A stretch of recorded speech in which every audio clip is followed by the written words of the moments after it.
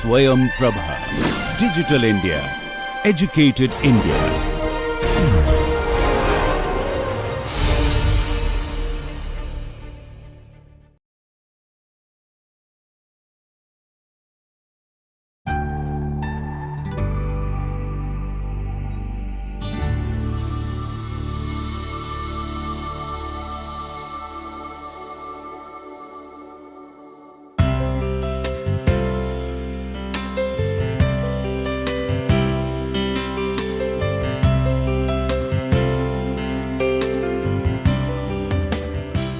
Welcome to the course Disaster Recovery and Build Back Better. My name is Ram Satish. I'm an assistant professor in Department of Architecture and Planning, IIT Roorkee. Today I'm going to talk about temporary shelter construction in India. So in this lecture I'm going to cover a wide variety of examples and my own personal interaction with all these three case studies, which I'm going to discuss about the Gujarat earthquake starting in 2002 and 2001-2 and then the tsunami recovery programs in 2004 tsunami and as well as 2005 earthquake in Kashmir, in the POK, Pakistan occupied Kashmir. So these are all some of my personal interactions with these of various aspects of my work and as well as my study. And in the early 2000s, like 2002, when the whole disaster has been struck in Gujarat earthquake, so Kutch is the district which has been majorly affected. And that is one of the major 7.5 major earthquake. And it has a huge, vast devastation, both at an urban level as well as the rural level.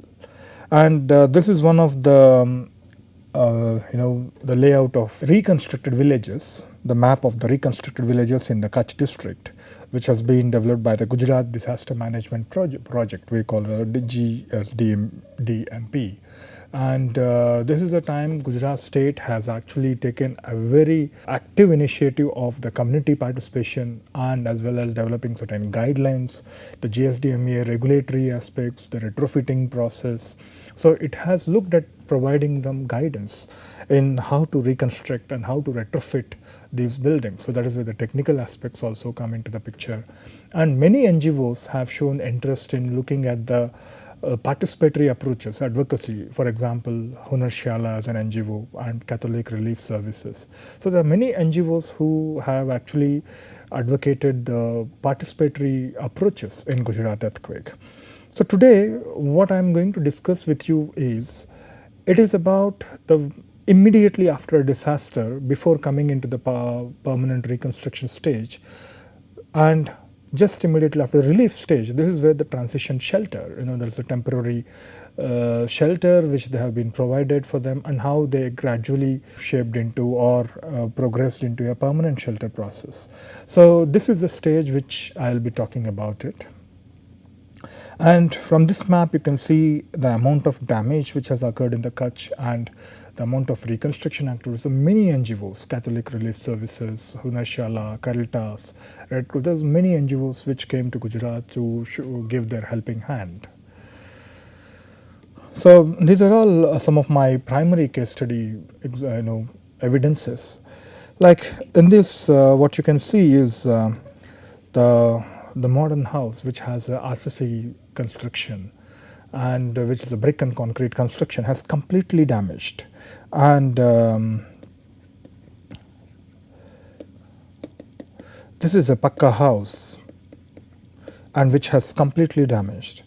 Whereas you can see these traditional shelter forms in local language, they call also the bhungas, which is normally they are in circular shape and in some cases they are in a kind of rectangular shape. So here what you see, these have resisted. These are some of immediate, I'm talking about within a span of 1 year, the evidences which you are seeing is that these houses with traditional shelter forms have resisted the earthquakes. And why they have resisted? Because that is where the structural form within, you can see that there is a wattle and daub constructions. It has, you can see that these weeds, the wattle has been embedded like a mesh, so acts like a reinforcement, as a binding element, and then they cover with the mud. And this is a circular shape because they believe that the circular shape is the best earthquake resistant form, because all the forces are not coming at a corner, because most of the damages which we see is at the corners of a house. That is where the load aspects also play an important role. And also this is how, when the movement the circular form, they believe that this is smaller circular shapes, they resist the earthquakes. And this wattle and daub comes, which acts as the vertical and the horizontal bands, and which can protect the houses from the severe earthquakes. And this Kutch zone, Kutch area, this falls in the 5th zone, zone 5 in the earthquake zoning. And what you can see here, this is called Otla. So in Gujarati language. So here you can see that there's a small just exposed platform which is informally has been raised. So this defines a kind of semi-living space, because for them they can cook, some people have some outdoor kitchens to it, some people can have a washing area, some people, and they also believe in a kind of family clusters, like 2-3 people live in a cluster, and they raise the whole platform as the Otla has been raised, and that demarcates that family belonging from the ground. And this is how the traditional patterns, and in many of the bungas you have the low eaves, because of the desert climate and also the windy aspects of it, so it can protect from the wind as well. And you can see this kind of veranda, and where they have the kitchen has been made a small partition, and there's a stone wall you can see. And how the inside of the bungas, it has a very low height wall, and then what they do is, if it is a conical shape, so in some of the bungas it will have also the central post, to support this kind of low eaved roof, which can protect from the harsh climatic aspect. And here they obviously forms as a kind of racks which they can display, they can keep their functional aspects, like you can see that their storage boxes are embedded within it, and then they can the indigenous ideas of how a small space could be functional enough for the family, for everyday activities. So even a small wall makeup itself frames everything that their whole products can fit within it. You can see that the clothes, their utensils, and this everything has been managed within that small space. Also, the typical baths, where they have a kind of outdoor bathing areas, like we have a semi-open bath spaces, and also this is in Pakai village near Bhuj, and this is a kind of, again, a raised platform about 1 feet 6 inches, and then there's a wooden construction which has been made for a small commercial entity, which is catered to the local needs of that village or nearby villages. That is how the pattern looks like. And in this particular disaster, many of the communal buildings also have been damaged. So not only the communal buildings, the historic buildings have been damaged, public buildings have been damaged. So this is one example. It has been partly damaged, the old community hall of the village, so it is very unsafe to live. And the mosque, which has been repaired, and because that is a religious entity where they feel, so that is how they immediately retrofitted this, and they immediately made a mosque here.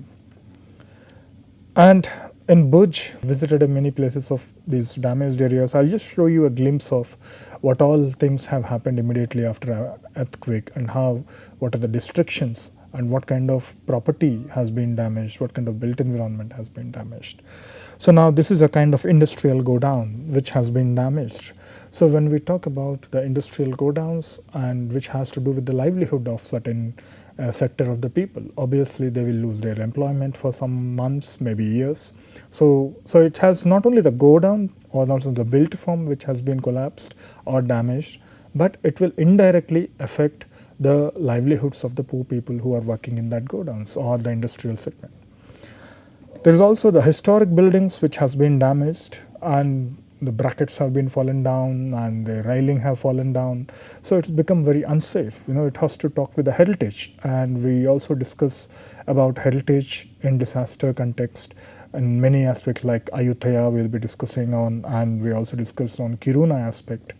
And as I said to you, if you see, this was a traditional house with a brick and concrete house. The wall has actually collapsed inside, the inward collapse. So that actually talks about the wall makeup and the bonding, and even how we can actually make a slant. Imagine if you are making a roof, like if you are making a wall like this, obviously the pressure acts this way, and as things might tend to fall down here. But if it was, and also the corners, most of the corners during the openings at the walls, the junctions, these are the most crucial places, where the damage occurs. And also the water tanks, which has, because this is where they used to store the water, and obviously it got damaged. So how, because these are some basic needs a community relies upon. So these are, and whereas brick and concrete house have fallen, but the Bunga have resisted. This is one of the important examples, surviving examples. And similarly in Bhuj, there has been a large infrastructure has been damaged, like roads, also some of the bridges, some of the hospitals, some of the schools, which has been, and now some of the, in the urban areas, a huge house, many houses have been damaged, some apartments have been damaged, and this is one good example of how it has partially been damaged. So being a hospital, do you think now how it will affect the whole health sector, and which is serving the community? When we say hospital has been, obviously it is very difficult to carry on the regular activities, and how it has to serve the local community's health conditions. And what about the employment of those people who are working? For government hospital, if it is servants who are working, government servants who are working, for them at least they have some benefit that they will be supported. But what about the temporary workers who are depending on their daily labor or daily wages? So for them, if there is no work, what happens to the livelihood? These are some of the important questions.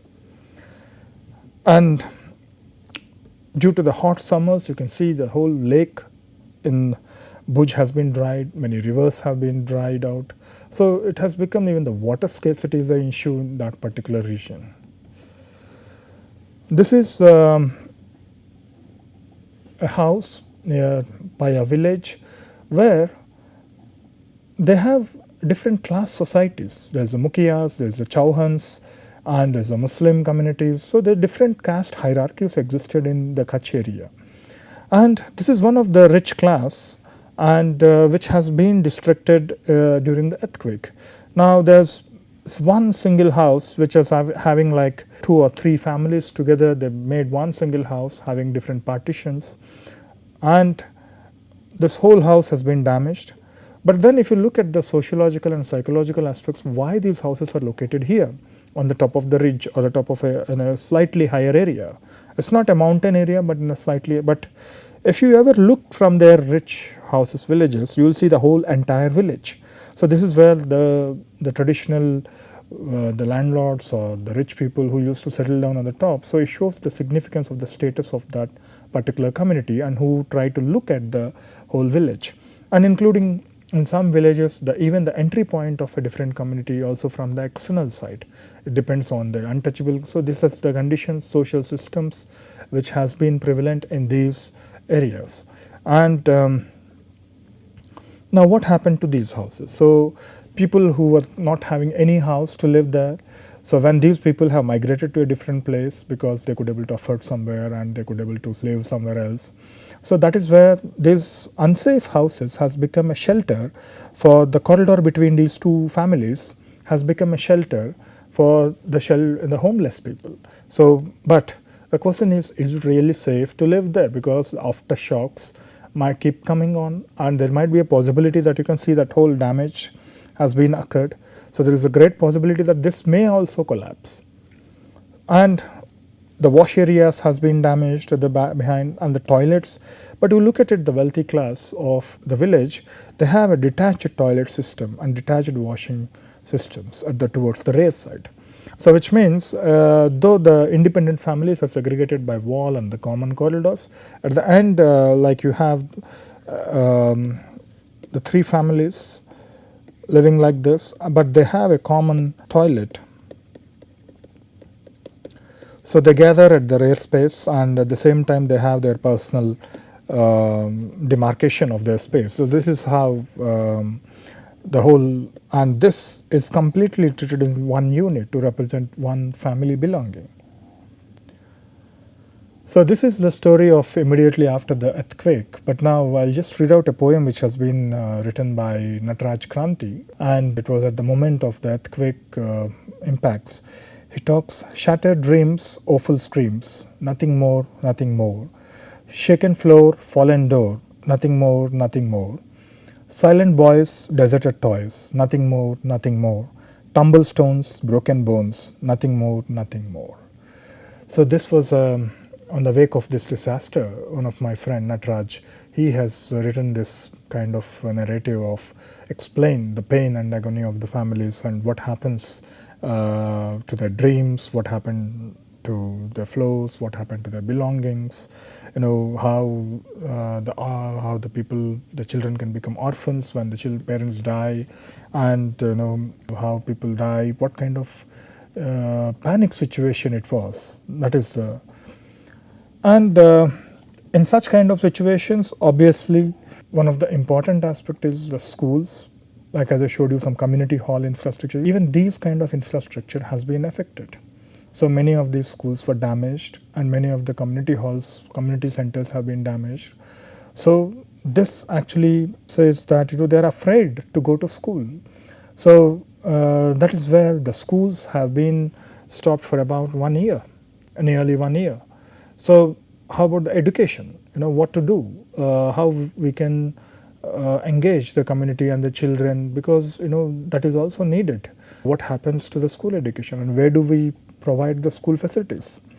And this is where many NGOs have came forward, many development agencies have came. They collaborated in different forms. I'm not going in detail about how differently they have collaborated, but at least some of them they sponsored it, some of them they worked independently, some of them they collaborated with partnerships. So these are some of the examples. You can see that the view of the classrooms. This is a school, a temporary school which has been constructed to provide some education facilities for the people who doesn't have school, at least from the neighborhood areas. And you can see that the kind of linear pattern has been organized to organize a school, and this is the interior of a bamboo classroom. But now the question is, yes, they are good, at least bamboo has been supplied, and it has quickly erected to make because it's very easy to build bamboo. You just have to make kind of panel based and make some studs, make the structure of with the poles, and then tie up. And then what you see here is this is the gravel. The gravel, they put the gravel on the top so that even if the rain comes, it doesn't become dirty. And because there's hardly any level difference, it's hardly 5 centimeters to 10 centimeters level difference, and even in case when the rain happens, so that is where they put the gravel so that the water can percolate, and this whole school has been established. So here then people, the local teachers or the local educated graduates, they started volunteering themselves to teach to the children. And similarly the school office, some of the office buildings, and they have also developed in the laminated paper pipes. You will also see that from the Tadao Ando's work, and the temporary shelters which will actually provide with the laminated paper pipes. And this was about, in those days I'm talking about 2002, which has costed about 27,000 rupees per unit. So which was very reasonable amount of cost. Whereas the dining hall, which is completely built with the canvas material, so that itself has costed about 18,000 material. But then if you talk about the durability, or if there is any kind of rain occurs, then obviously this may not serve better, and but this is little better than the canvas aspect of it. What they do is they have this walled structure and they put a mat on it, the tarpaulin sheets or some kind of waterproof material, so that it can actually protect as a roof. And some of the hotels, because there's a lot of NGOs coming forward. So where do they stay? There's many offices coming here and going and doing a lot of reconstruction work. So there's a lot of movement is going on in this work. And this is where they also developed some kind of residential aspects of it. That is where they built till the sill level with the stone wall with the random rubble masonries. And then this is a kind of wooden material or a tin material. And then this is the traditional tile pattern roof, where the terracotta tiles and the doors and windows are made with the plywood material, which is and made about 3 feet 6 inches stone wall.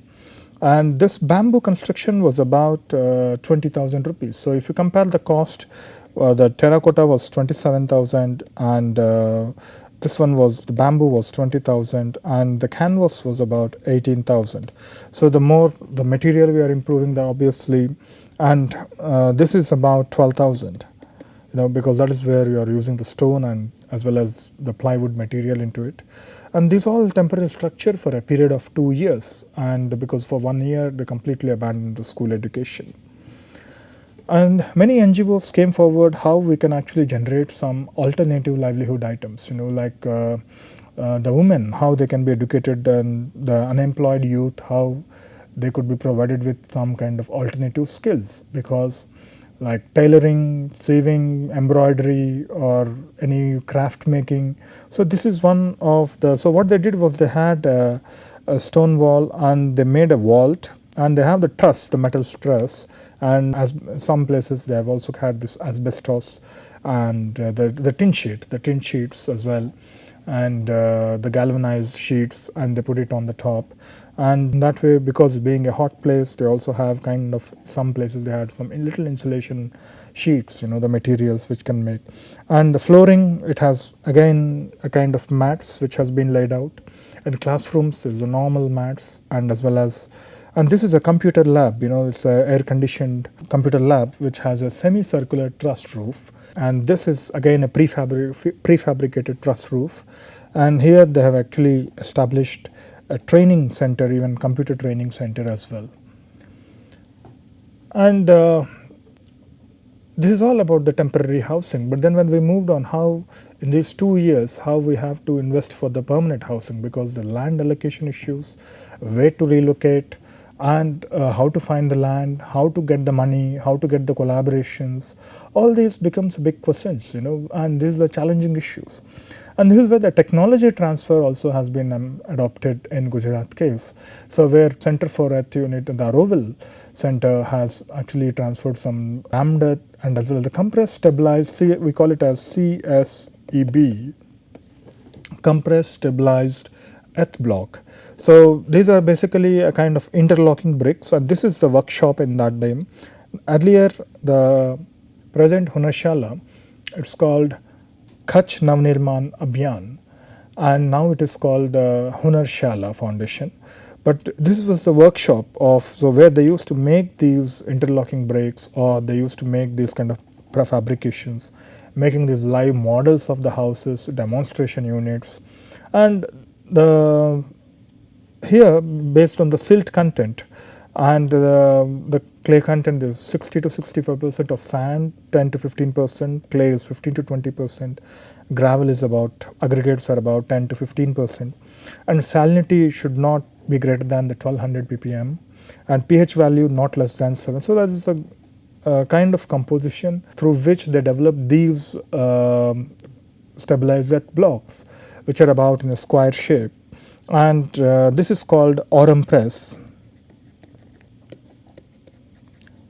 And basically what they do is they actually prepare the mixture of this, mixing with the cement, 5% to 7% of the cement, and to stabilize it. And then they actually, this is a mold process. So they keep that and then they press it, and then these molds will come out of it. And this is where the interlocking bricks, because these are very helpful for having a vertical reinforcement at the corners or the junctions. So they can have some vertical reinforcement. There's a male and female coupling of it. So how these two things has to match, and then the reinforcement is kept, whether it is a pipe inserted or a 8 mm rod has been inserted into it. So what they do is once they prepare these bricks, they don't fire these bricks. What they do is they cover with a kind of plastic sheet for 2 days, and then they leave it for about, they cure it for 21 days in the hot sun, and then they directly use it to the building material. Also, there has been some prefab units such as ferrocement channels. So you have the ferrocement channels, which are the mouls. So, and similarly, these are mostly used for toilets as well. So this is how the roof structure is like. So it couples one over the another, and then it forms as a kind of roof. And not only in terms of this earthquake, but also in the previous past earthquakes, there has been some efforts by different agencies, by development alternatives in Delhi, Nirmiti Kendras in Hyderabad. This is one another model where they talk about the, the precast frames. These are all the precast technologies in housing. So this is a frame which has been developed by Nirmiti Kendra. It's like a door frame, but then this is a hollow brick model of roofs. What they do is these things will embedded into this frame, and that becomes into the roof. So each panel is fitted with these kind of blocks, and then it composed as one panel.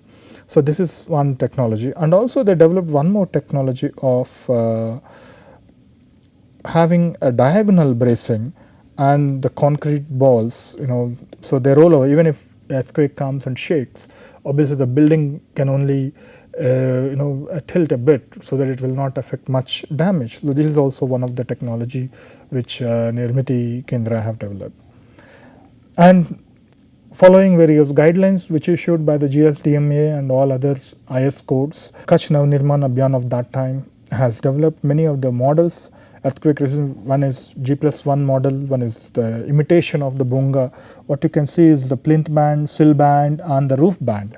So following these codes as well as the guidelines which has been issued by the authorities, so they also demonstrated that how the transfer of this technology can be implemented, like the upgradation of the Bunga roof. So that is where they're talking about the octagonal conical roof with the help of truss, fabricated truss.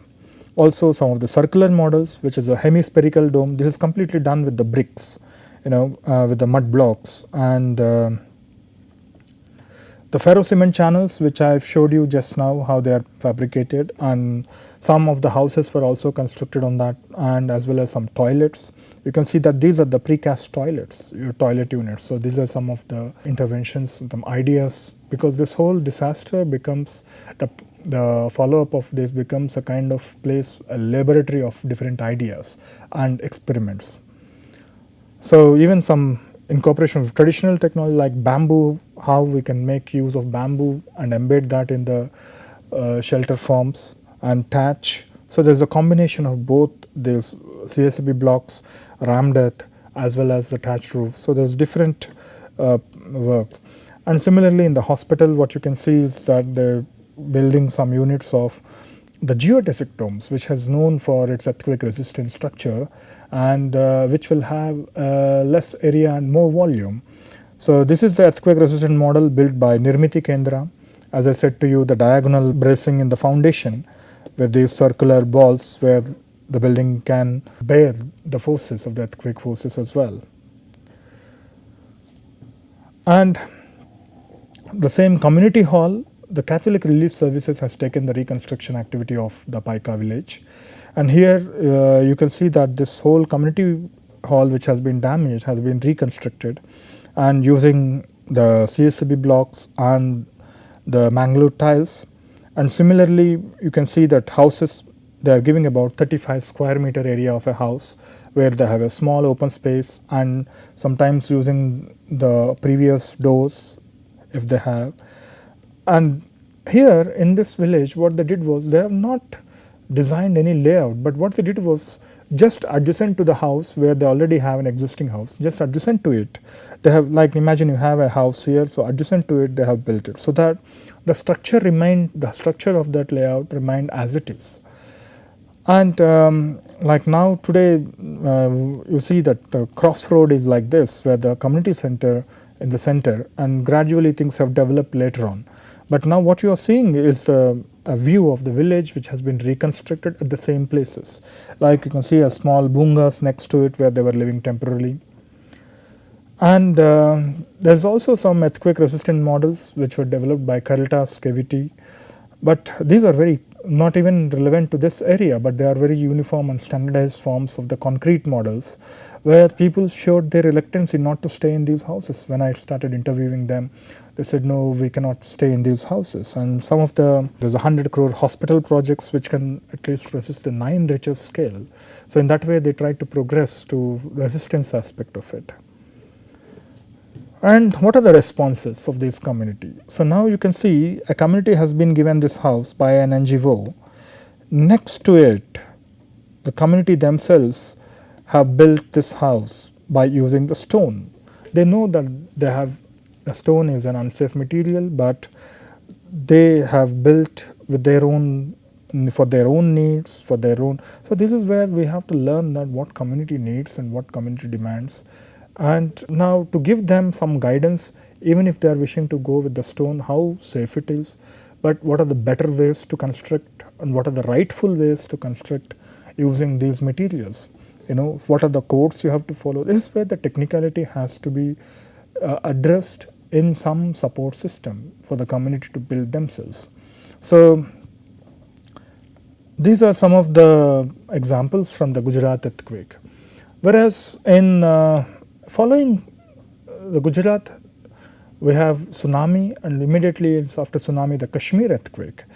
And in the Kashmir earthquake, I was working in a company in UK, and I was immediately after the post-Kashmir earthquake, there were a lot of agencies working towards it, and they were looking for a quick technologies, quickly build houses. That is where that time UNWTO has also approached our company, and I was actually designing some kind of prefab houses from Britain, and where it's a timber frame houses where we can do a flat pack approach. What you can see is the panels here, and they're all, this is not the house exactly built in the POK, but it was built elsewhere, but I don't have the photographs, so I'm trying to show some similar models of it. So here the trusses, the roofs, everything is a flat pack approach.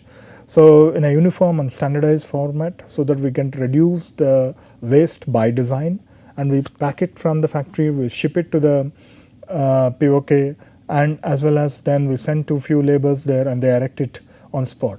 So here, that is where I say that I realized the villain's role as a designer sitting in my desk. I have never been to the site, I never been to the context, I never introduced to the context. I'm not knowing who are the beneficiaries, what do they need, what was their livelihood. And this is where I was playing a villain role, and that is where I looked at my further research of how we can actually take the research, what are the gaps, how to reconcile between the gaps between the development groups and the beneficiary groups. Then before that, Kashmir earthquake, we have the tsunami, and what you can see is a giant tsunami which has been destructed the Bandaik and the Indian Ocean tsunami in 2004, the Boxing Day tsunami.